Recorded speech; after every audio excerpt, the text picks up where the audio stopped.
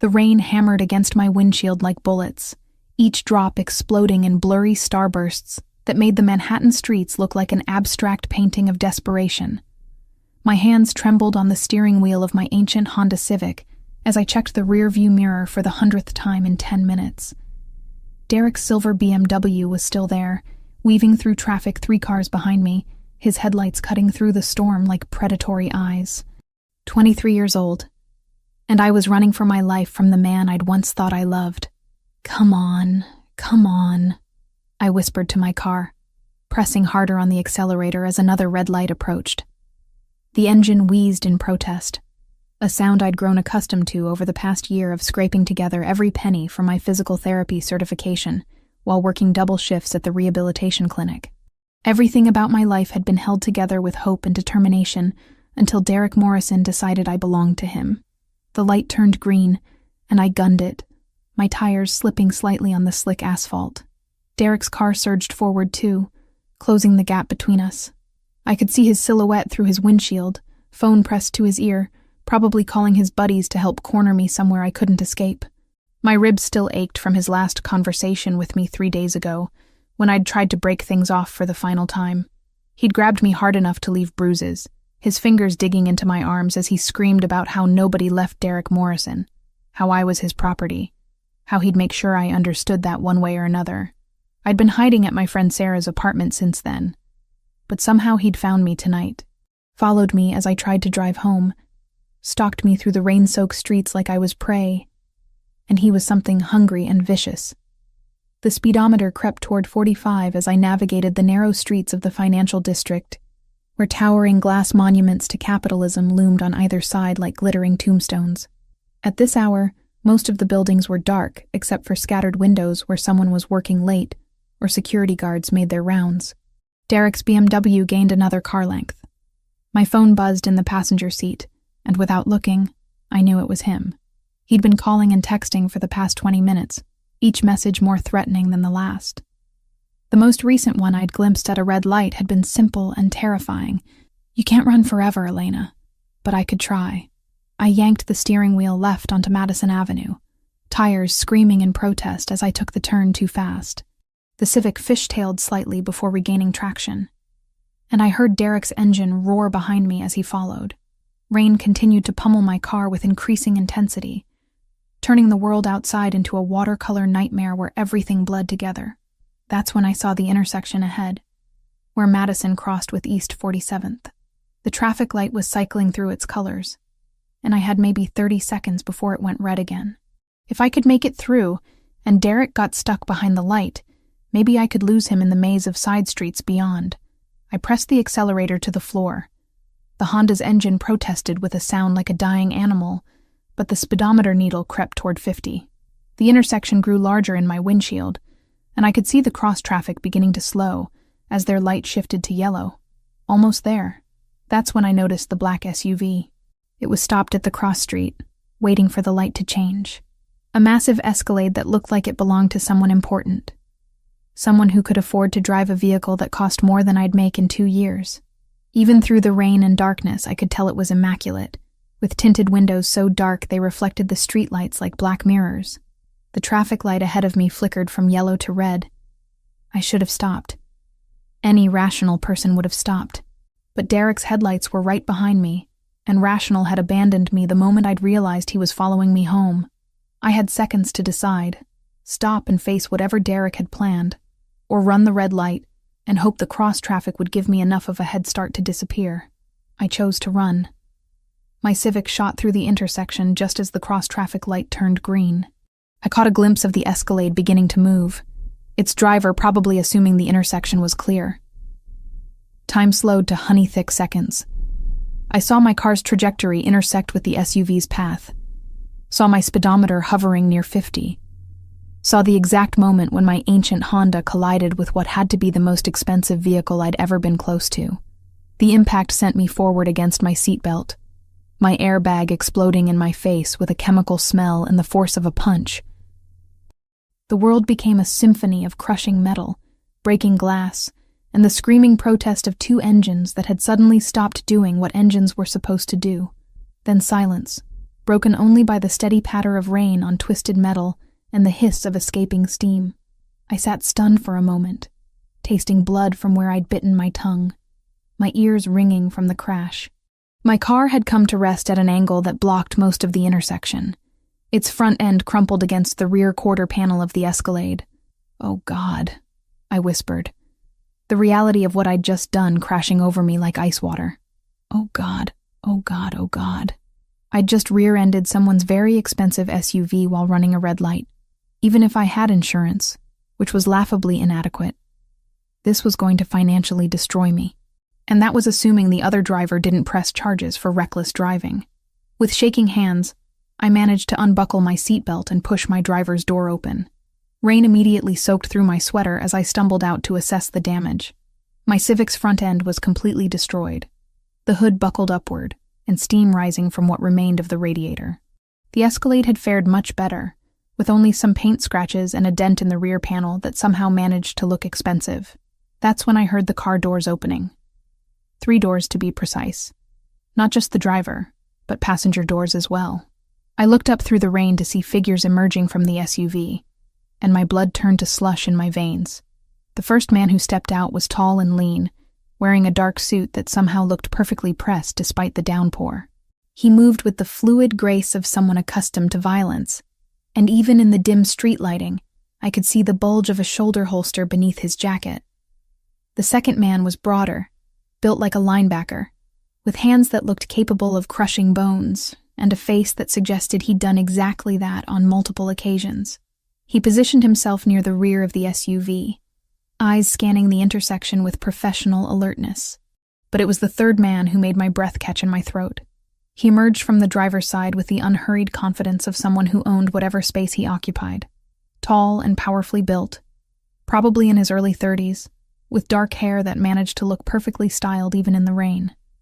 His suit was obviously expensive, tailored to showcase broad shoulders and a lean waist, and he wore it with the casual elegance of a man born to wealth and power. But it was his eyes that stopped my heart. Dark brown, almost black in the street lighting, they fixed on me with an intensity that made every instinct I possessed scream danger. This wasn't just someone wealthy enough to afford a luxury SUV. This was someone accustomed to having problems solved quickly and quietly, by whatever means necessary. He walked toward me with measured steps, rain beating on his suit without seeming to touch him. When he spoke, his voice carried an accent I couldn't quite place. Something European, maybe Italian, and authority that made it clear he was accustomed to being obeyed. "You just caused $50,000 in damage to my vehicle," he said, his tone conversational despite the circumstances. I swallowed hard, tasting blood and rain. "I'm so sorry. I didn't mean..." "Now you owe me your life." The words hit me like another collision, final and absolute. Behind him, his 2 companions had taken positions that blocked any escape routes, though I doubted my legs would have carried me far anyway. That's when Derek's BMW screeched to a halt behind my wrecked Civic. The sleek black SUV that carried me through the rain-soaked streets of Manhattan felt more like a hearse than a rescue vehicle. I sat rigid in the back seat, hyper-aware of the 2 silent men flanking me, their expensive suits and concealed weapons making it clear this wasn't a charity ride. The man who had stepped out of the Escalade, the one whose penetrating brown eyes still haunted my thoughts, sat across from me with the casual confidence of someone who owned whatever space he occupied. Dante Moretti. That's what the lean man with the shoulder holster had called him, when they'd bundled me into this vehicle after Derek's mysterious disappearance into the night. Just Dante, spoken with the kind of reverence usually reserved for royalty or religious figures. "Where are you taking me?"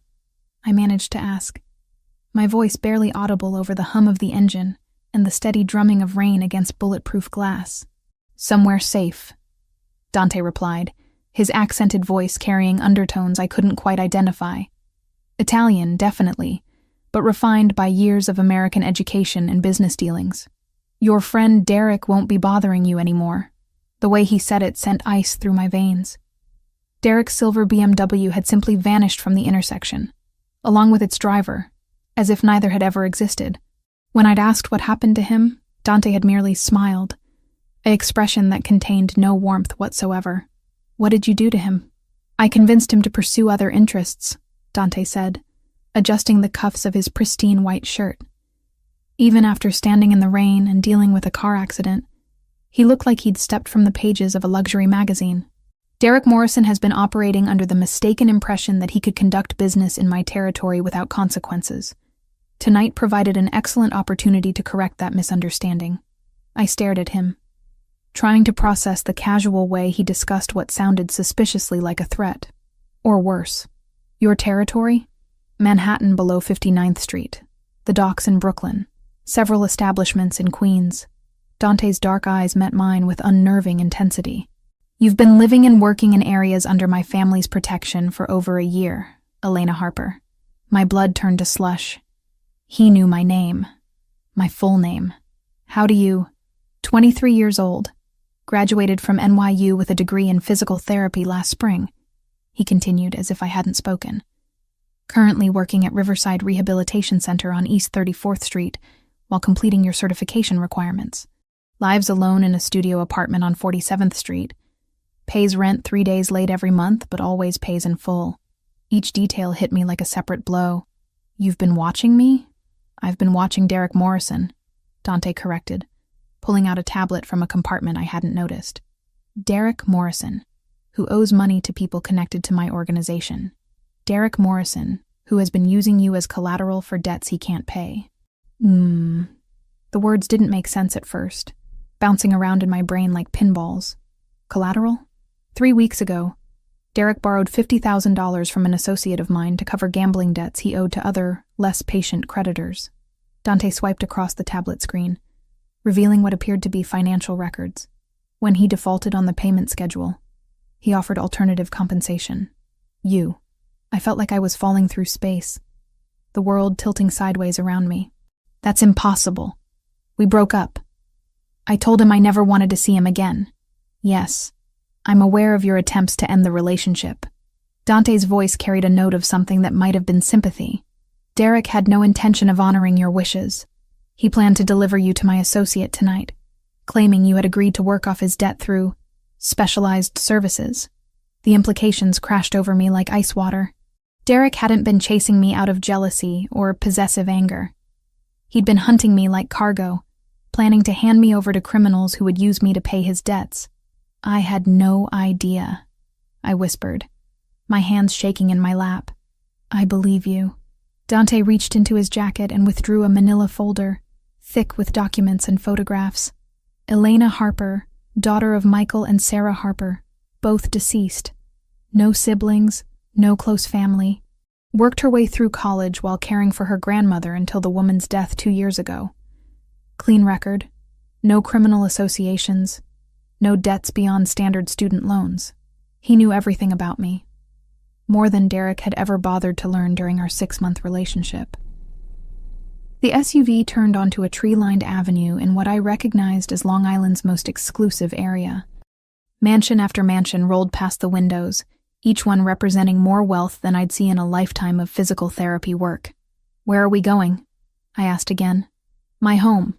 Dante closed the folder with a decisive snap.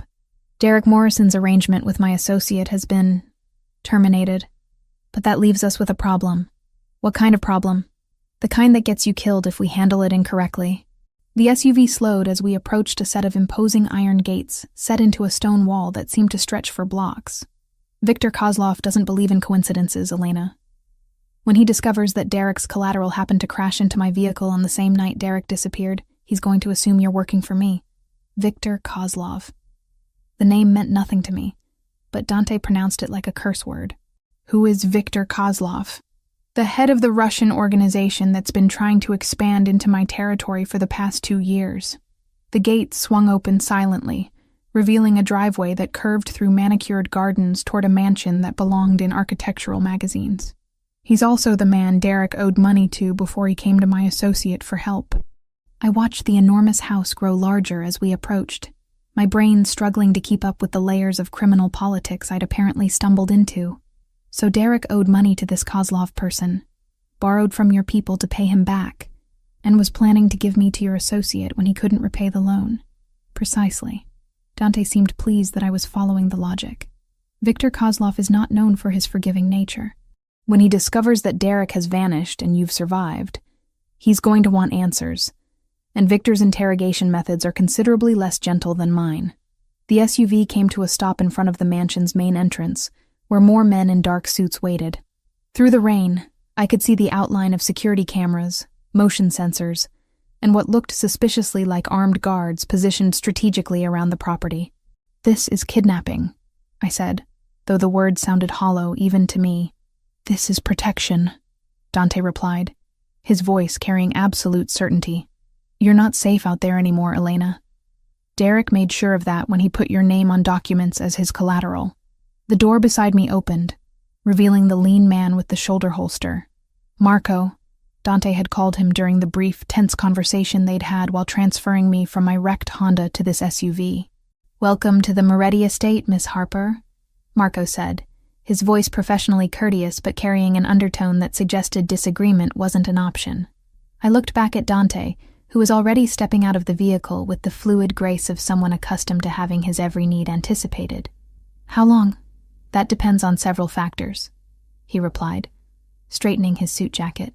"How quickly we can locate Derek Morrison's current whereabouts. How much information Victor Kozlov already has about tonight's events. How effectively we can convince him that you pose no threat to his operations.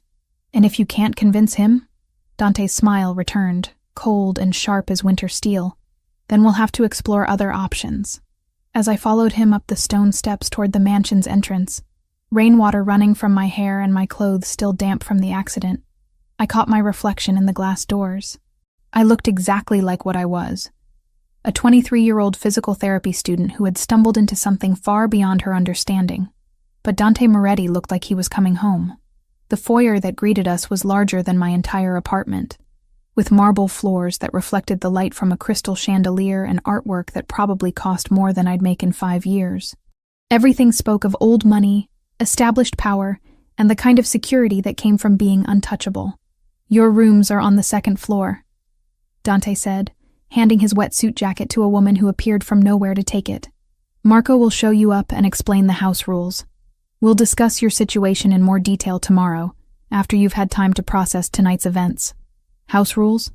Nothing unreasonable," Marco assured me, gesturing toward a sweeping staircase. "Mostly for your own protection. The grounds are secure, but we ask that guests don't wander unescorted after dark. The staff is discreet and trustworthy, but we prefer that certain topics not be discussed with them." I followed him up the stairs, hyper-aware of how out of place I looked in this palace of marble and mahogany. My sneakers squeaked slightly against the polished steps, and I was certain I was leaving damp footprints on priceless carpets. "Miss Harper," Dante's voice stopped me at the top of the stairs. I turned to find him looking up at me with those intense brown eyes, his expression unreadable. "You're not a prisoner here. You're a guest under my protection. But understand that protection comes with certain obligations." "What kind of obligations?" "Complete honesty about your relationship with Derek Morrison, full cooperation with our security measures, and absolute discretion about what you see and hear while you're here." His voice carried the weight of law, as if these weren't requests, but commandments. "Can I count on your compliance?" I thought about Derek's plan to sell me to criminals, about Victor Kozlov and his reportedly harsh interrogation methods, about the wreckage of my Honda Civic sitting in that intersection, along with my old life. "Yes," I said quietly. "You can count on it." "Excellent." Dante's smile this time held a trace of genuine warmth. "Welcome to your new life, Elena Harper." 3 days at the Moretti mansion had taught me that luxury could feel surprisingly like a velvet-lined prison. I woke each morning in a bedroom larger than most people's entire apartments, surrounded by furnishings that belonged in museums, served meals by silent staff who treated me with polite deference while never quite meeting my eyes. "This is ridiculous," I said to my reflection in the bathroom mirror, which was framed in what appeared to be genuine gold leaf. My red hair looked strange against the backdrop of imported Italian marble and fixtures that probably cost more than my yearly salary. I'm not his possession, but the evidence suggested otherwise. Designer clothes had appeared in the walk-in closet, all in my exact size, all in styles I would have chosen if I'd had unlimited money. The bathroom was stocked with luxury cosmetics and skincare products from brands I'd only seen in magazines, Even my meals were perfectly calibrated to my preferences, as if someone had studied my dietary habits with scientific precision, which I was beginning to suspect they had. The soft knock at my suite door interrupted my brooding. Marco's voice followed immediately after. "Miss Harper, Mr. Moretti requests your presence in the dining room." I'd quickly learned that requests from Dante Moretti weren't actually requests at all. "I'll be down in a minute," I called back, smoothing the wrinkles from the silk blouse I'd reluctantly chosen from the mysteriously well-stocked closet. Everything fit perfectly, of course. Even the undergarments were my exact size. A level of attention to detail that should have been flattering, but instead felt invasive. The dining room could have hosted a small wedding, with its crystal chandelier and table that stretched for at least 20 feet. But only 2 places were set this morning. At one end, where morning sunlight streamed through floor-to-ceiling windows overlooking the meticulously maintained gardens. Dante sat reading what appeared to be financial reports, his dark hair perfectly styled despite the early hour. He wore a charcoal suit that probably cost more than my car, before I'd destroyed it in the accident that had brought us together. When he looked up at my approach, those intense brown eyes assessed me with the same thoroughness he might apply to a business acquisition. "Good morning, Elena. I trust you slept well as anyone can when they're being held against their will," I replied, taking the seat across from him. The words came out sharper than I'd intended, but I was tired of pretending this arrangement was anything other than what it was. "Against your will." Dante set down his papers with deliberate care, giving me his full attention. "You're free to leave whenever you choose. The front door isn't locked. And walk straight into Viktor Kozlov's arms? You've made it very clear that's not actually an option. Viktor Kozlov is the reality of your situation, not something I created." Dante poured coffee from an antique silver service into a cup that probably cost more than my monthly rent. "Though I understand your frustration. This isn't the life you planned for yourself." I accepted the coffee, inhaling the rich aroma that spoke of exotic beans and professional preparation. Even imprisoned, I was being treated better than I'd ever treated myself. What is this exactly? This arrangement? Am I a guest, a prisoner, or something else entirely? "You're under my protection," Dante replied, the same phrase he'd used 3 days ago, "which means you're my responsibility until we resolve the threat against you. I never asked for your protection." "No, but you needed it." He reached into his jacket and withdrew a manila envelope, sliding it across the polished mahogany table. "Derek Morrison's body was found yesterday morning in the Hudson River. 3 bullet wounds, signs of torture before death. Viktor Kozlov's signature work." My hand froze halfway to the envelope, coffee cup suspended in mid-air. Derek was dead. Actually dead. Not just disappeared. The man who'd terrorized me, who'd planned to sell me like property, was now fish food in New York's most polluted waterway. "How do you—" "Because I have sources throughout the city's criminal networks," Dante interrupted gently. "Derek Morrison attempted to negotiate directly with Viktor Kozlov yesterday morning. He offered to provide information about my operations in exchange for forgiveness of his debts." I forced myself to pick up the envelope, though my hands shook slightly. Inside were photographs, crime scene shots that made my stomach lurch. Derek's body, bloated and pale, pulled from the water. Police reports, medical examiner findings.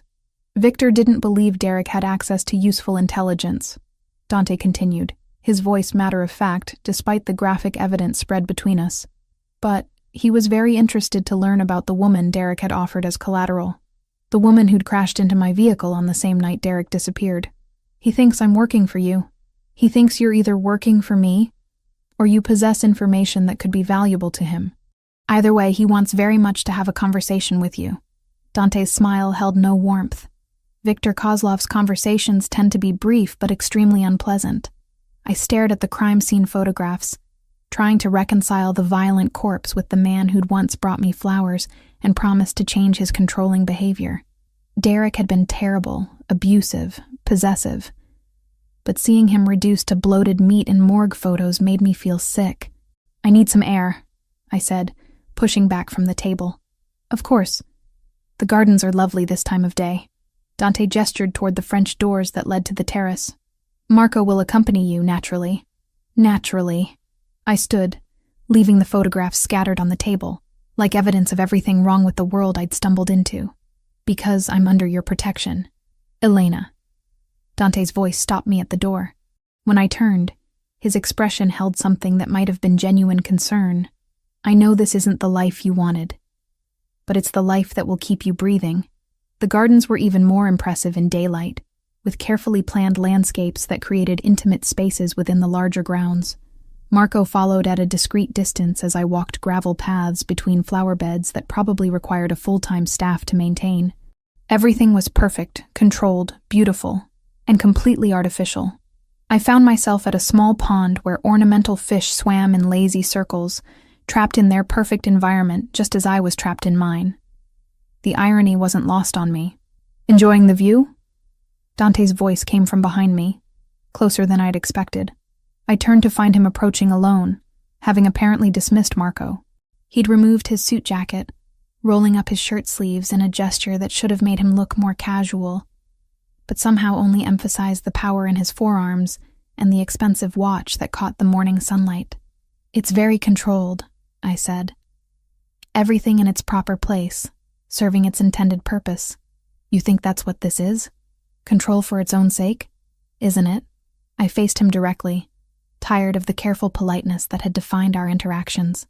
You've researched every detail of my life, dressed me like a doll, fed me like a pet, and surrounded me with enough luxury to make me grateful for my captivity. It's very sophisticated, but it's still control. Something flickered in Dante's eyes. Surprise, perhaps, or approval. You're not what I expected. What did you expect? Most people in your situation would be either terrified into compliance or trying to seduce me for advantage. He stepped closer, close enough that I could smell his cologne and see the faint scar along his jawline. You're doing neither. Maybe I'm just not most people. No, he agreed softly. You're definitely not. The moment stretched between us, charged with an attraction I didn't want to acknowledge. Dante Moretti was everything I should fear. Powerful, dangerous, controlling. But standing here in his perfect garden, I couldn't ignore the way my pulse quickened when he looked at me like I was something rare and valuable. Tell me something, I said, breaking the tension before I did something stupid. The night you found me, when I crashed into your car, you were leaving a meeting, weren't you? Something to do with Viktor Kozlov. Dante's expression shuddered slightly. Yes. What kind of meeting requires bulletproof vehicles and armed escorts? The kind where people discuss territory, business arrangements, and occasionally who lives or dies. His honesty was brutal and refreshing after 3 days of careful euphemisms. I was attempting to negotiate a peaceful resolution to Viktor's expansion into my areas of influence. And how did that go? Poorly. Viktor Kozlov isn't interested in peaceful resolutions. Dante turned away from me, looking out over his controlled paradise. He believes that power should be taken, not negotiated for. Is that what this is about? Power? It's about protecting what's mine.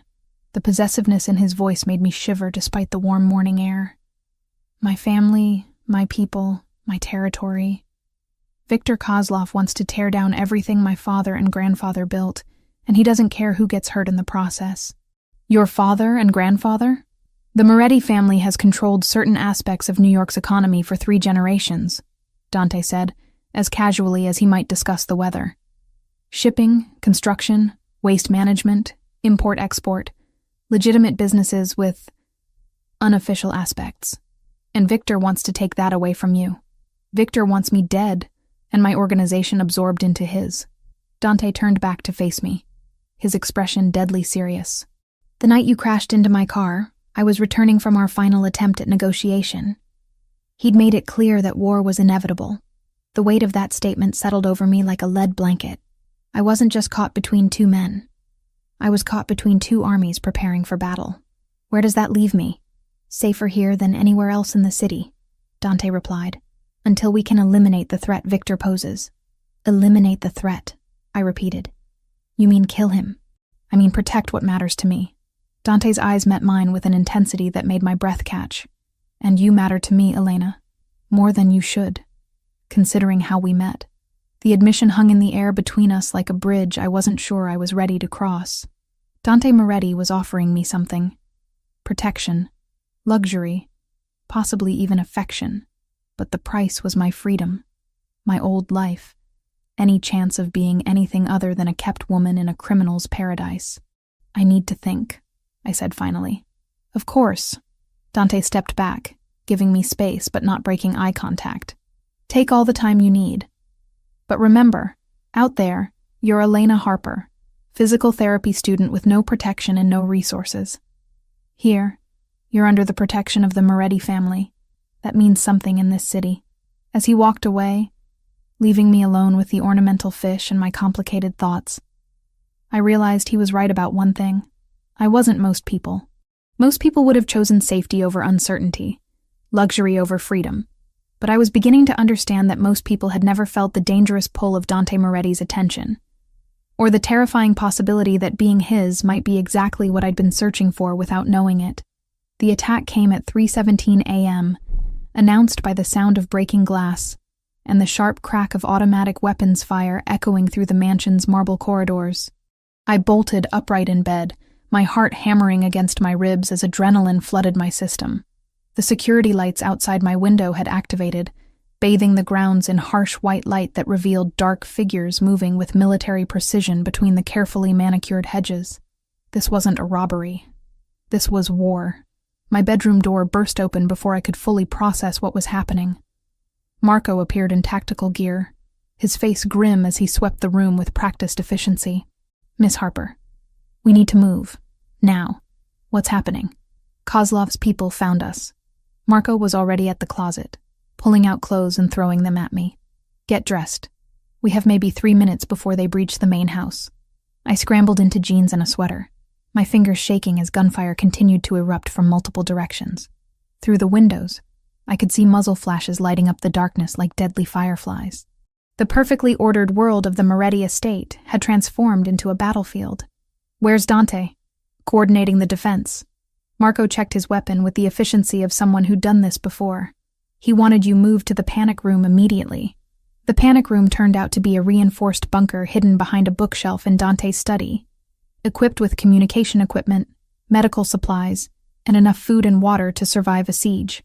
Banks of monitors showed every angle of the estate, revealing the scope of the assault. At least 20 armed figures had breached the perimeter, moving with the coordination of professional soldiers. How did they find us? I asked, watching the screens in horrified fascination as Dante's security forces engaged the attackers in running battles across the grounds. Someone talked, Marco replied grimly, speaking rapidly into his headset in Italian before switching to English. Or they followed a signal. Kozlov has resources we underestimated. On one monitor, I saw Dante himself leading a team of his men through the gardens, moving with the fluid grace of someone who'd been trained in combat. He wore tactical gear like he was born to it, directing his forces with hand signals while laying down covering fire with an assault rifle. Watching him transformed from sophisticated businessman into lethal warrior was both terrifying and mesmerizing. He's good at this, I found myself saying. Best I've ever seen. Marco agreed, monitoring multiple radio frequencies. Dante didn't just inherit his position. He earned it in situations exactly like this. The lights flickered and went out, plunging us into darkness broken only by the glow of the security monitors. Emergency power kicked in a moment later, but the brief blackout felt like an omen. They're trying to cut power to the main systems, Marco explained, his fingers flying over the communication console. If they take out the generators, we lose surveillance and defensive coordination. On screen, I watched Dante's team fighting their way toward the backup power facility. But Kozlov's people had anticipated this move. The basement corridors swarmed with armed figures, turning the mansion's lower levels into a maze of deadly hide-and-seek. Marco, I said quietly, unable to tear my eyes from the screens. The night Derek died, you said Kozlov tortured him for information. What if Derek told him more than you realized? Marco's expression darkened as he considered this possibility. What do you mean? Derek knew I worked at the rehabilitation center. He knew my schedule, my routines, probably even my emergency contacts. I watched Dante disappear from one monitor only to reappear on another, still fighting his way through the mansion's defenses. What if he told Kozlov about my work? About the techniques I know? What kind of techniques? Physical therapy isn't just about helping people recover. I said, pieces clicking together in my mind. It's about understanding how bodies work, how they break, how to manipulate pain and healing. In the wrong hands, that knowledge could be very useful for interrogation. Marco went very still.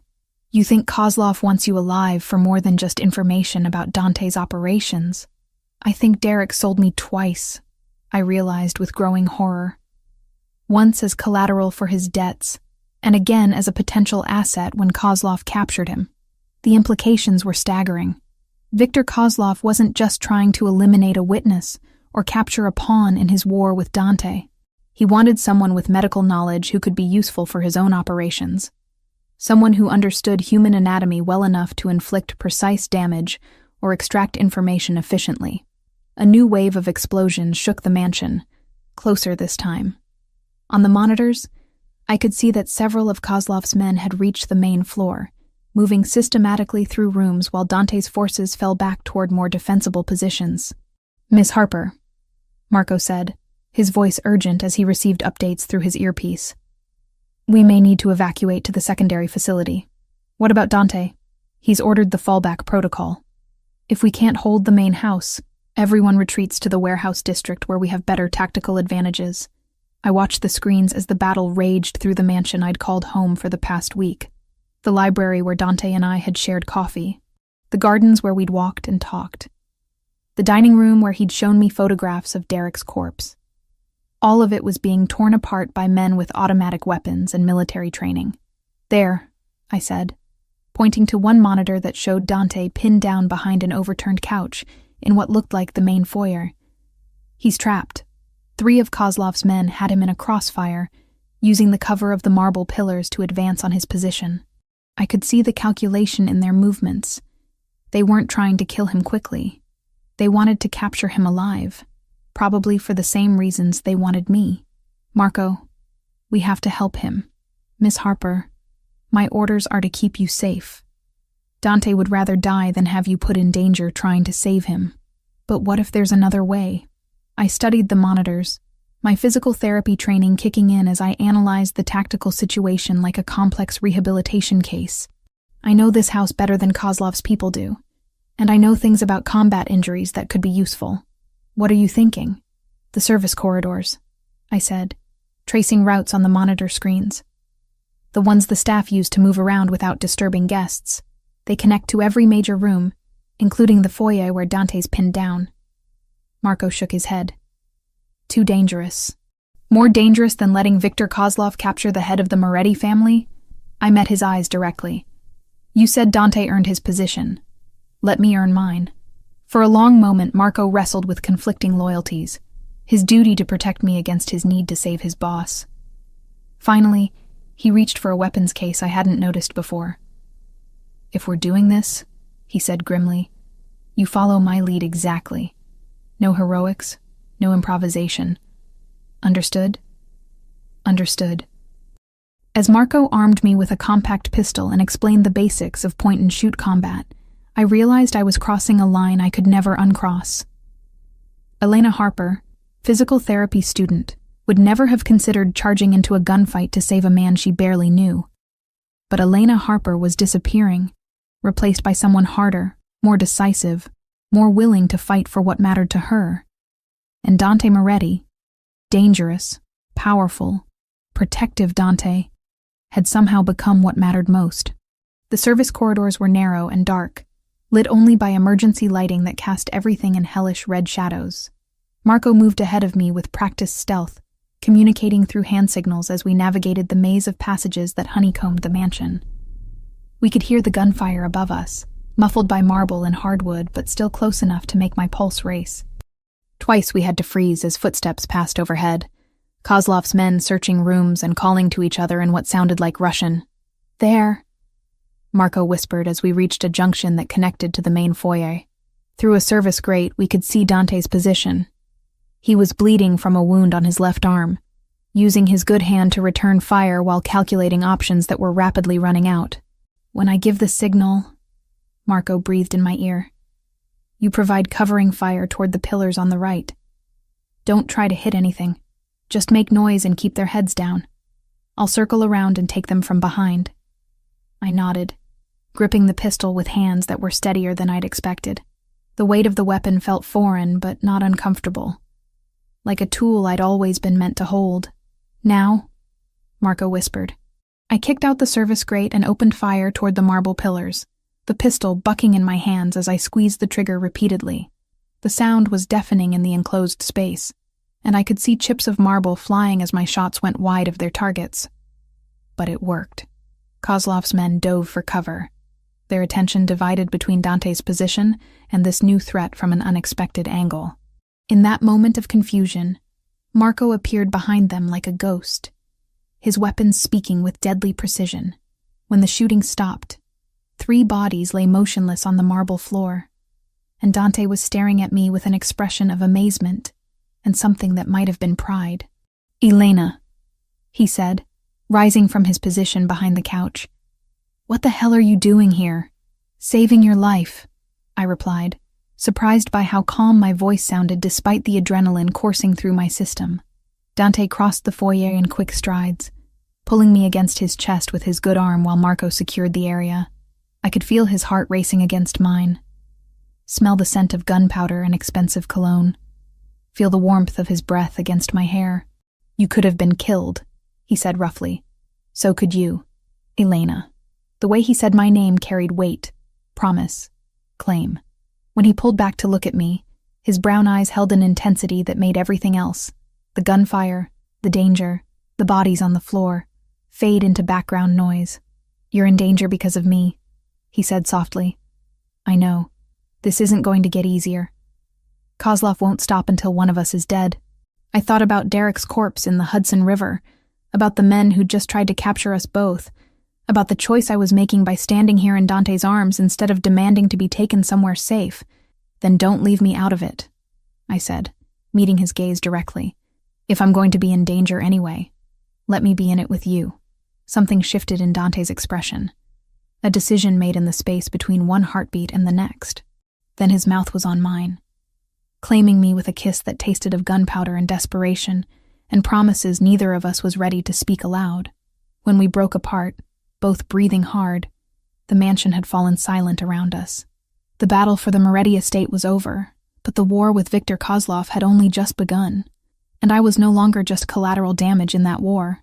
I was a willing participant, armed and dangerous and completely, irrevocably committed to the man who held me like I was worth fighting the entire world to protect. The discovery came 3 days after the attack, hidden in Marco's personal effects like a bomb waiting to detonate what remained of my trust. I'd been looking for first aid supplies in his room. He'd been unconscious since taking a bullet during the siege, when I found the encrypted phone tucked inside a hollowed-out book on his nightstand. The messages were in Russian, but the contact name was clear enough. V. Kozlov. My hands shook as I scrolled through months of communications, each exchange selling pieces of our lives to the enemy.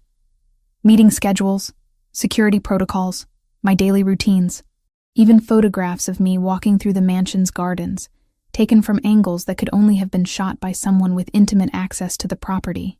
Marco, Dante's most trusted lieutenant, the man who'd stood beside me during the firefight, who'd trained me to use a weapon, who'd risked his life protecting what we both claimed to love. He'd been betraying us from the beginning.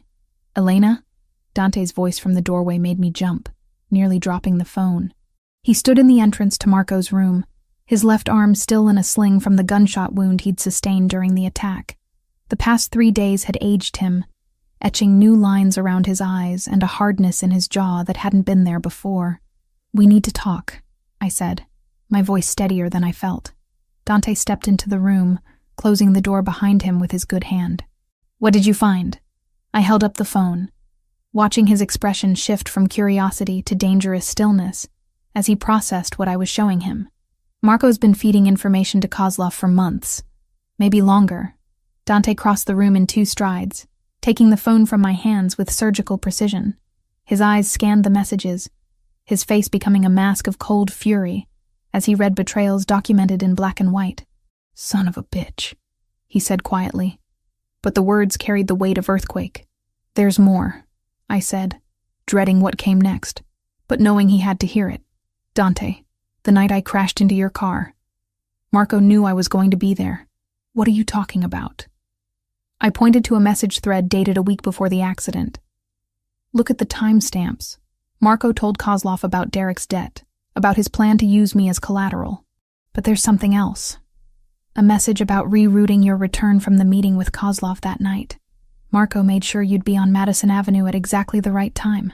Dante went very still, the kind of stillness that preceded violence. You're saying the accident wasn't random. I'm saying Marco orchestrated everything. Derek chasing me running that red light, even the exact intersection where we collided. The words tasted bitter as I spoke them. He wanted you to find me, Dante. He wanted you to bring me here. Why would he? Dante stopped, the implications crashing over him like ice water. Because Kozlov knew about your medical background, your knowledge of anatomy, pain management, interrogation techniques, and because he knew you'd protect me, I added quietly. Marco's been playing a long game, using me as bait to make you vulnerable. Dante set the phone down with careful control, but I could see the rage building in his dark eyes like storm clouds gathering. 20 feet away, Marco lay unconscious in the mansion's medical facility, hooked to machines that kept him alive, while his body fought off infection from the gunshot wound that might have been meant to maintain his cover. How long have you known? Dante asked, his voice dangerously quiet. I found the phone an hour ago. I've been trying to work out how deep the betrayal goes. I pulled out printed copies I'd made of the most damaging messages. It goes back at least 8 months, maybe longer. He's given Kozlov everything. Security protocols, financial information, personnel files, even details about your childhood, your family. Dante's jaw tightened as he scanned the evidence. My parents, my sister, the anniversary of their deaths, the location where they're buried, even the specific way they were killed. I watched his hands clench into fists. Kozlov has been preparing for psychological warfare, not just physical. And you? Dante's eyes met mine with an intensity that made my pulse quicken. What did Marco tell him about you?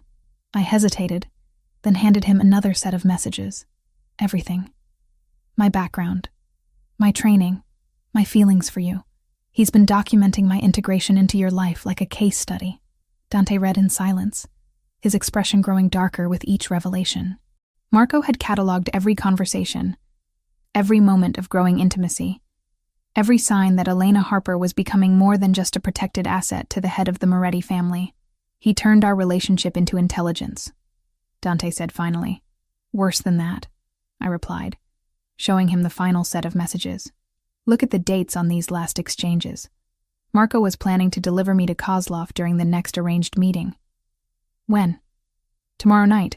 There's a warehouse in Brooklyn where you're supposed to meet with Kozlov's representatives to discuss territorial agreements. Marco was going to drug me and present me as a peace offering. Dante went silent for a long moment, processing betrayals that cut deeper than bullets. His most trusted ally had been systematically dismantling everything he'd built, using the woman he cared about as the ultimate weapon against him. I should have seen it, he said finally. Marco's been with me for 5 years. He saved my life twice, built half our security protocols, trained our people. That's what made him so valuable to Kozlov, I pointed out, and so dangerous to us. Dante looked toward the medical facility where Marco still fought for his life, machines beeping steadily in the distance. Part of me wants to walk in there and put a bullet in his head while he sleeps. But you won't. No, Dante agreed. Because I need him alive long enough to find out what other surprises he's planted in our organization. And because... He paused, searching for words. Because you've taught me that not every problem should be solved with violence. The admission surprised us both. 3 weeks ago, Dante Moretti would have executed a traitor without hesitation. Now, he was considering alternatives, looking for solutions that didn't involve more blood on his hands. What are you thinking? I asked. I'm thinking Marco gave us an opportunity along with his betrayal. Dante's expression shifted from fury to calculation, the strategic mind that had built an empire reasserting itself. Kozlov expects to receive you tomorrow night. What if we give him what he wants, but not the way he expects? You want to use me as bait. I want to use Marco's betrayal against Kozlov, Dante corrected. But only if you're willing. This would be dangerous, Elena. More dangerous than anything we've done so far.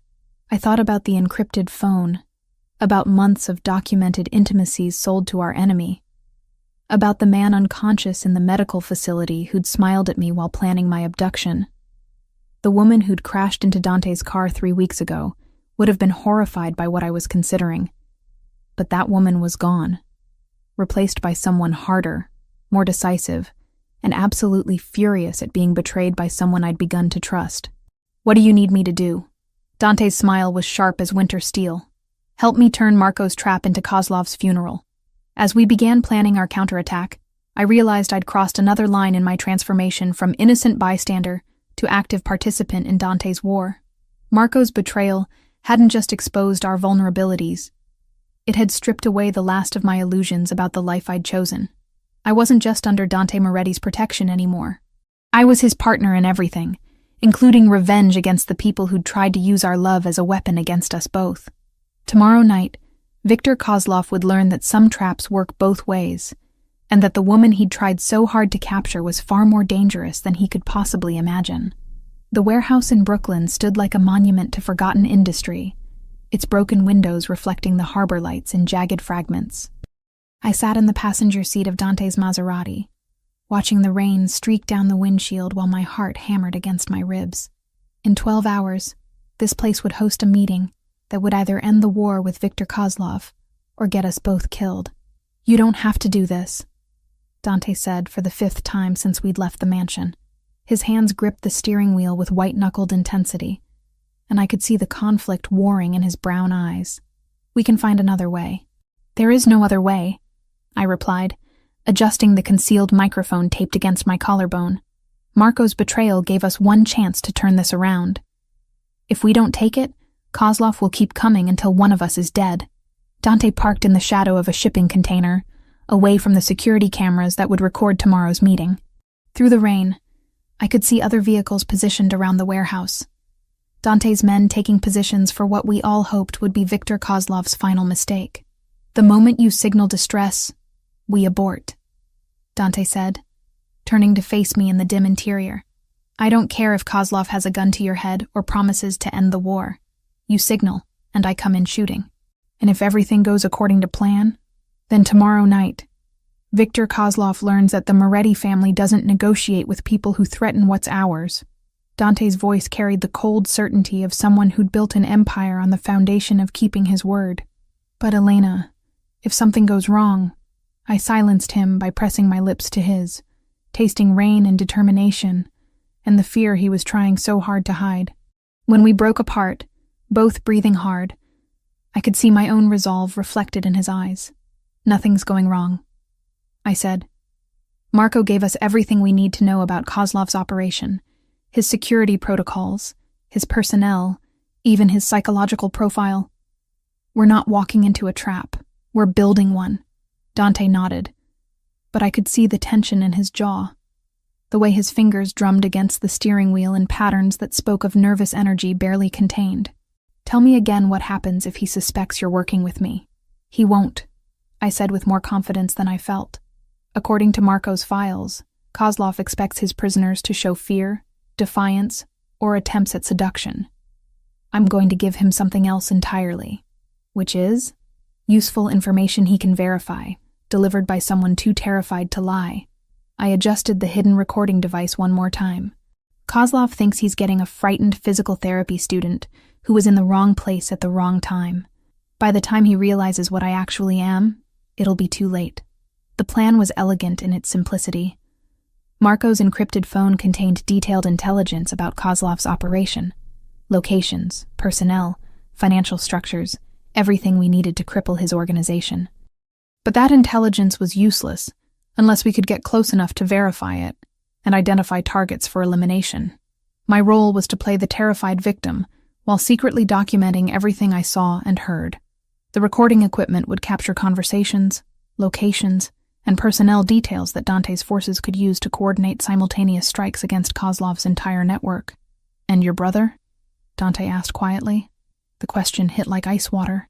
3 hours ago, we'd received confirmation that James Harper, the brother I'd mourned for 5 years, was not only alive, but serving as one of Kozlov's most trusted lieutenants.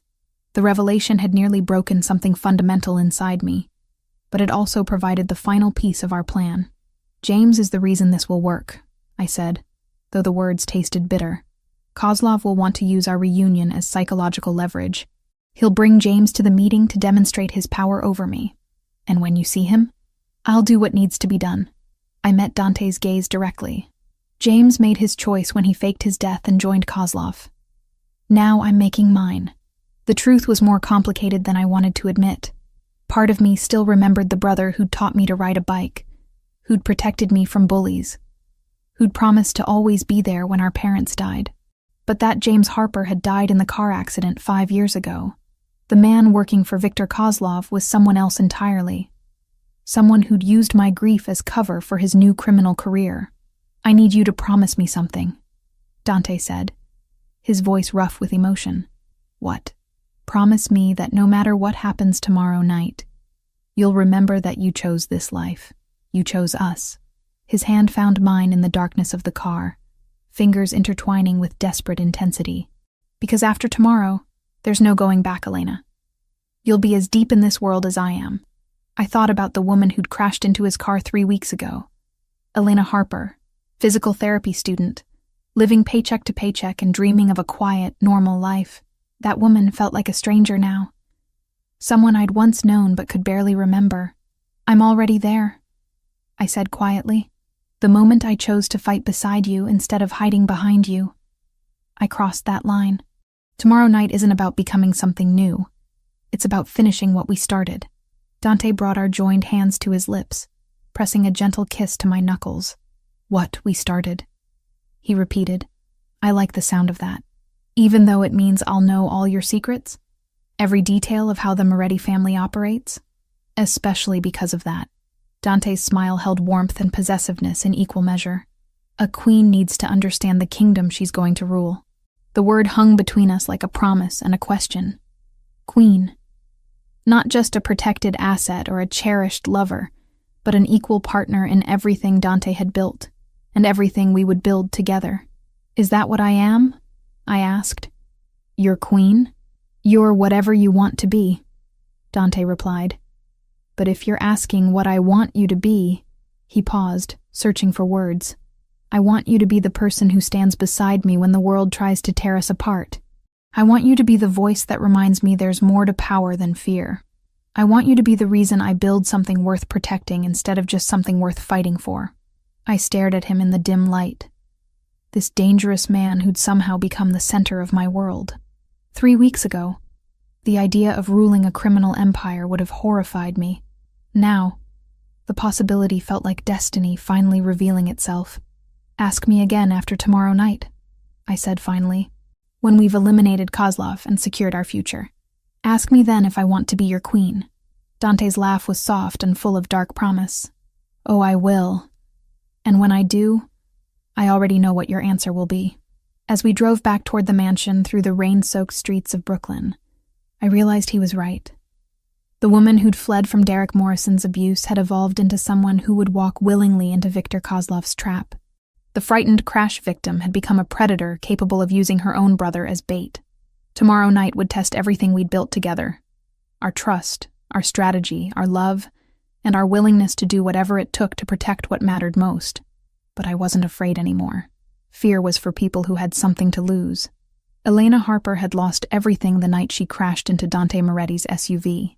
What emerged from that wreckage was someone stronger, more dangerous, and absolutely committed to building an empire worth ruling alongside the man who'd shown her what it meant to choose power over safety. Tomorrow, Viktor Kozlov would learn the difference between a victim and a queen. By the time he understood his mistake, it would be far too late to correct it. The Brooklyn warehouse felt like a cathedral of shadows when I walked through its rusted doors, my footsteps echoing in the vast emptiness above. Viktor Kozlov sat at a metal table in the center of the space, flanked by 6 armed men whose faces belonged on wanted posters. Even seated, he radiated the kind of casual menace that came from decades of getting his way through violence. But it was the man standing behind him that made my breath catch in my throat. James Harper looked exactly like our father. The same auburn hair, the same sharp jawline, The same green eyes I saw in my own mirror each morning. 5 years had hardened him, adding muscle to his frame and lines to his face. But he was unmistakably my brother. The brother I'd mourned, whose funeral I'd attended, whose grave I'd visited every year on the anniversary of his supposed death.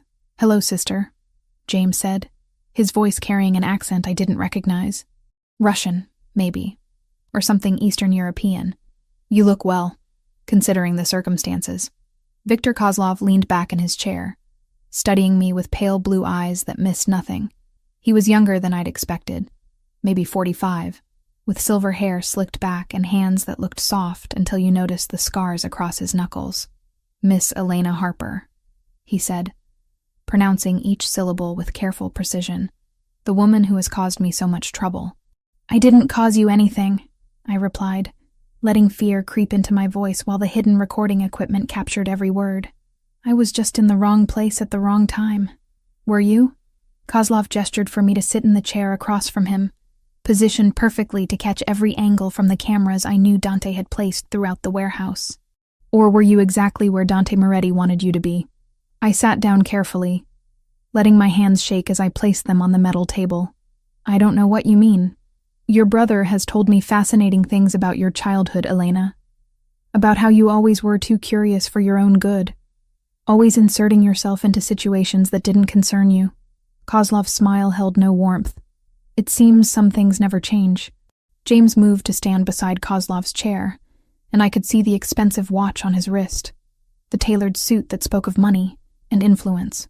My dead brother had done very well for himself in the criminal underworld.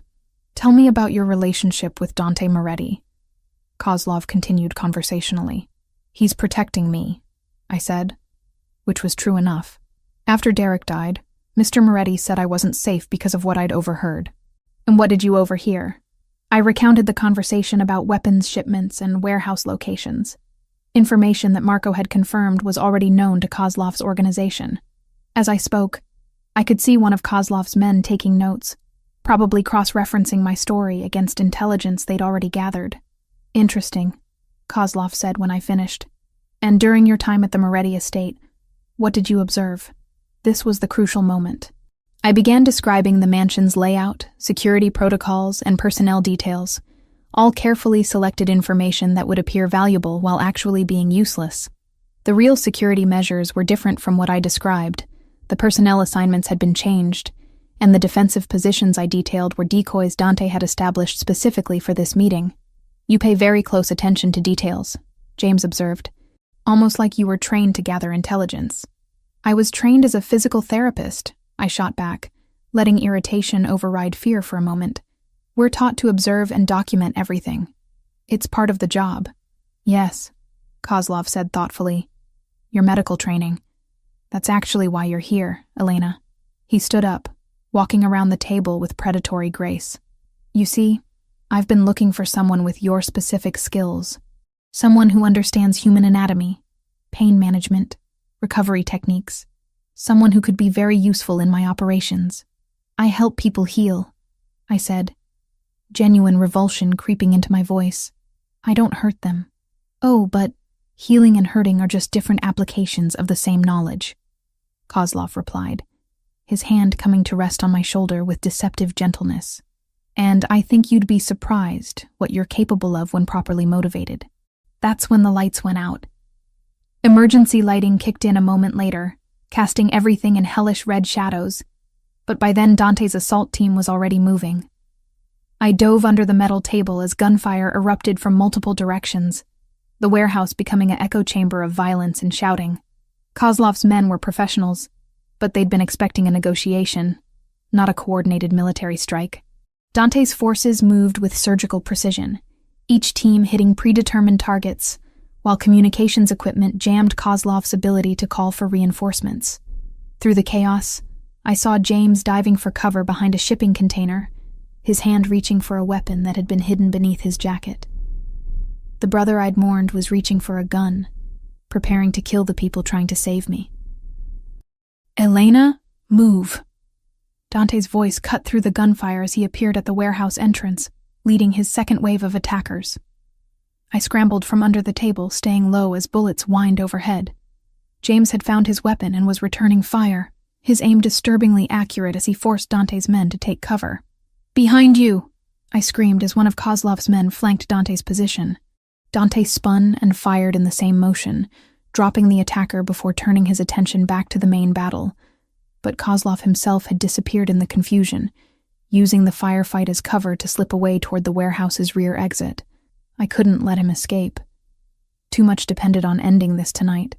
Without conscious thought, I ran toward the back of the warehouse, ducking between shipping containers and following the sound of Kozlov's retreating footsteps. The man who'd planned to torture information out of me, who'd killed Derek and God knew how many others, was 20 feet away from freedom.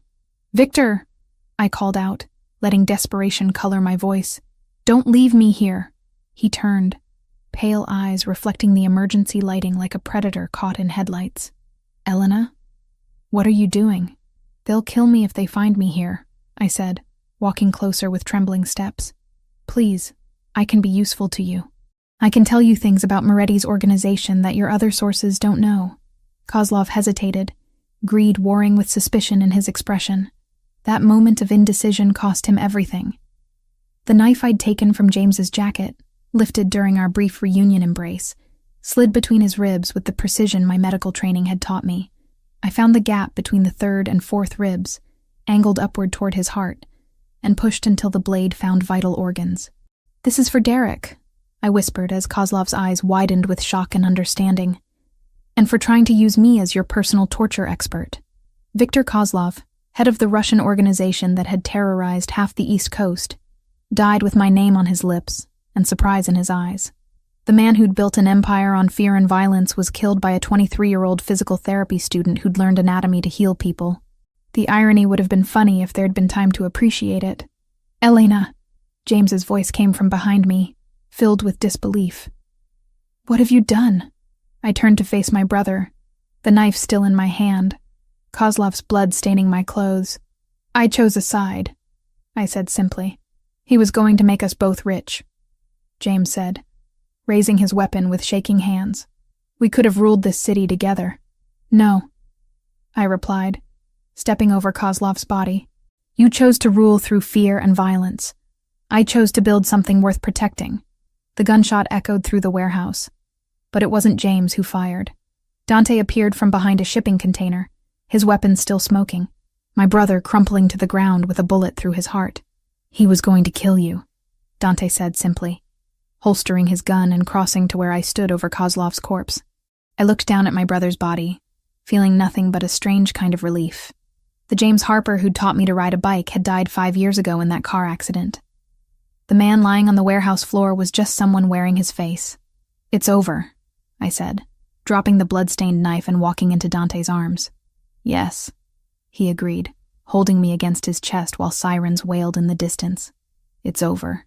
Around us, the warehouse had fallen silent, except for the crackling of flames, where a stray bullet had ignited some old paperwork. Kozlov's organization would crumble without its leader, his lieutenants turning on each other in the power vacuum his death would create. The war was over. And Elena Harper, the woman who'd crashed into Dante Moretti's car and accidentally started this whole chain of events, had ended it with a precisely placed blade between the ribs of New York's most dangerous criminal. I wasn't the same person who'd fled from Derek Morrison's abuse. I was someone harder, more decisive, and capable of killing when necessary to protect what mattered most. I was exactly who I needed to be to stand beside Dante Moretti as his equal partner in everything that came next. 8 months after Viktor Kozlov's death, I stood on the balcony of our penthouse overlooking Central Park, watching the morning sun paint Manhattan's skyline in shades of gold and amber. My hand rested protectively over the gentle curve of my belly, where our twins were growing strong and healthy, due to arrive in the spring. Elena Moretti. The name still felt new on my tongue, like expensive wine that takes time to fully appreciate. But everything about my life felt new now. The way I moved through the world, the respect in people's eyes when they recognized me, the absolute certainty that I belonged exactly where I was. "The board meeting is in an hour," Dante said from the doorway, carrying 2 cups of coffee, and wearing the kind of smile that still made my pulse quicken. Even in his business suit, preparing for a day of managing legitimate enterprises, He radiated the dangerous magnetism that had first captured my attention in that rain-soaked intersection. "Which board?" I asked, accepting the cup he offered. We had so many now. The medical foundation I'd established using Kozlov's seized assets. The construction company that provided jobs for former soldiers transitioning to civilian life. The import-export business that had become surprisingly profitable once we'd eliminated its criminal components. The hospital expansion project. Your project. Dante settled beside me at the railing, his free hand coming to rest over mine on my stomach. Dr. Elena Moretti, founding director of the Moretti Medical Center. It has a nice ring to it. The medical center had been my idea, born from the realization that my skills could heal more than just gunshot wounds and broken bones. We were building a state-of-the-art facility in Queens, designed to serve the communities that traditional healthcare often overlooked. It would be staffed by medical professionals who understood discretion, funded by profits from our legitimate businesses, and managed by someone who'd learned that sometimes healing required more than just clinical expertise. "Any word from the federal task force?" I asked, though I already knew the answer from the contentment in Dante's expression. Agent Morrison signed off on the final reports yesterday. The FBI is officially satisfied that the Kozlov organization has been completely dismantled, with no remaining threats to public safety. Dante's smile held satisfaction, and something that might have been pride. They're particularly impressed with the intelligence you provided about the medical supply theft rings. The irony wasn't lost on me. The same federal agents who'd spent years trying to infiltrate Dante's organization had ended up working with us to eliminate a genuine threat to public safety. My detailed knowledge of Kozlov's operations, combined with Dante's strategic expertise, had led to the arrest of over 40 criminals involved in everything from human trafficking to pharmaceutical theft. And the construction permits for the Brooklyn project? Approved yesterday. Will break ground next month on the first of 12 affordable housing complexes. Dante's thumb traced gentle circles on my hand. By the time our children are old enough to understand, the Moretti name will be associated with hospitals, schools, and homes. Not just the old business. The old business. We still called it that, though most of the Moretti family's traditional activities had been either legitimized or eliminated over the past 8 months. The protection services had become a licensed security company. The import operations had gone completely legal. Even the loan services now operated under federal banking regulations. "Are you sure about this?" I asked. A question that had become ritual between us. "You're giving up an empire your grandfather built. I'm transforming it into something better," Dante corrected, the same answer he'd given every time. "Something our children can be proud to inherit." Through the floor-to-ceiling windows of our penthouse, I could see the remnants of our old world scattered across the city. The warehouse in Brooklyn where Kozlov had died was now a community center. The mansion in Long Island had been sold to a tech entrepreneur who'd turned it into a conference center. Even the Riverside Rehabilitation Center where I'd once worked part-time was now under Moretti Medical's umbrella, its services expanded and its mission elevated. "Mrs. Moretti?" The voice belonged to Sarah, our housekeeper and former member of Dante's security team. Her transition from bodyguard to domestic staff had been smoother than anyone expected, though I suspected she still carried at least 2 weapons under her perfectly pressed uniform. "Yes? The car is ready for your appointment with Dr. Chen, and Mr. Ricci has arrived for his meeting with Mr. Moretti. Chen was my obstetrician, a brilliant woman who'd been treating high-risk pregnancies for 20 years and understood the unique challenges of expecting twins. Mr. Ricci was the former head of Kozlov's financial operations, who'd decided that cooperating with federal authorities was preferable to spending the rest of his life in prison. "I should go," I said, finishing my coffee. "The twins have been active all morning, and Dr. Chen wants to monitor their positioning." Dante walked me to the elevator, his hand never leaving the small of my back. Even now, 8 months after the last shots were fired, he remained protective in ways that should have felt suffocating, but instead felt like love made manifest. "Elena," he said as the elevator doors began to close. "Tonight, after all the meetings and appointments, I want to show you something." "What kind of something?" "The kind that requires champagne and candlelight, and a question I should have asked months ago." The elevator doors closed on his enigmatic smile, leaving me with butterflies in my stomach that had nothing to do with pregnancy hormones and everything to do with the possibility that Dante Moretti still had surprises up his expertly tailored sleeves. Dr. Chen's appointment confirmed what we'd suspected. The twins were healthy, growing perfectly, and positioned for a relatively uncomplicated delivery in 12 weeks. Baby A was slightly larger, probably going to be our little overachiever. Baby B was perfectly positioned, but seemed content to let their sibling take the lead. Just like their parents, I murmured, studying the ultrasound images that showed two perfect profiles in black and white. By the time I returned to the penthouse, Manhattan was transitioning from afternoon to evening, the sky painted in shades of orange and pink that made our windows look like stained glass. Dante was waiting in our living room, but he'd changed from his business suit into dark slacks and a white shirt that made his brown eyes look almost black. "Close your eyes," he said, taking my hands with the same gentle reverence he'd shown from our first day together. "Dante, trust me." I closed my eyes, letting him guide me through our home toward what I assumed was the balcony. But instead of outside air, I felt the warmth of candles and smelled roses.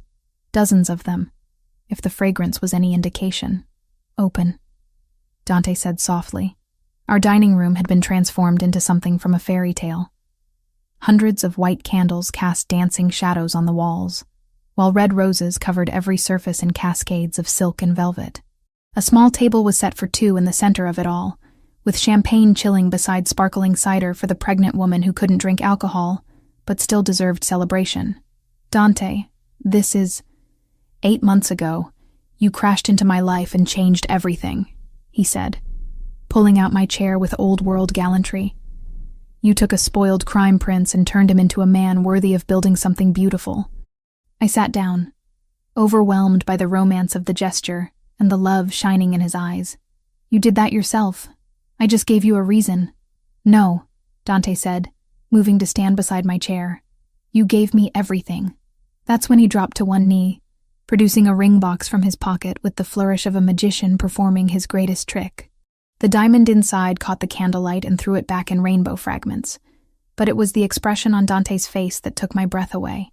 "Elena Harper Moretti, mother of my children, partner in all things, queen of everything we've built together," he said, his voice rough with emotion. "Will you marry me?" I stared at him through tears of joy and love and overwhelming gratitude for the strange chain of events that had brought us to this moment. "We're already married," I pointed out, laughing through my tears. "We had the ceremony 6 months ago. We had a business arrangement," Dante corrected, sliding the ring onto my finger above my wedding band. "Two people making strategic decisions about their future. This time, I'm asking Elena Moretti, the woman who chose to stay, who chose to fight, who chose to build something beautiful from the wreckage of everything we used to be." "Yes," I said, pulling him up for a kiss that tasted like champagne and promises, and the absolute certainty that we had built something worth protecting. "Yes to all of it." As Dante spun me around our candle-lit dining room, I caught my reflection in the windows that overlooked our city. The woman looking back at me bore little resemblance to the frightened physical therapy student who'd crashed her Honda Civic into a stranger's SUV on a rainy night in Manhattan. Elena Moretti was someone stronger, more dangerous, and absolutely committed to the empire she'd helped transform from criminal enterprise into legitimate dynasty.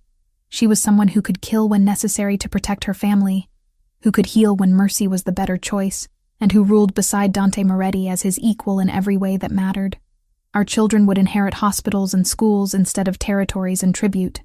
They would grow up knowing that their parents had chosen love over fear, construction over destruction, and each other over everything else the world had offered. The transformation was complete, irreversible, and absolutely perfect. And it had all started with a car accident on a rainy night, when a woman fleeing her past collided with a man who would become her future.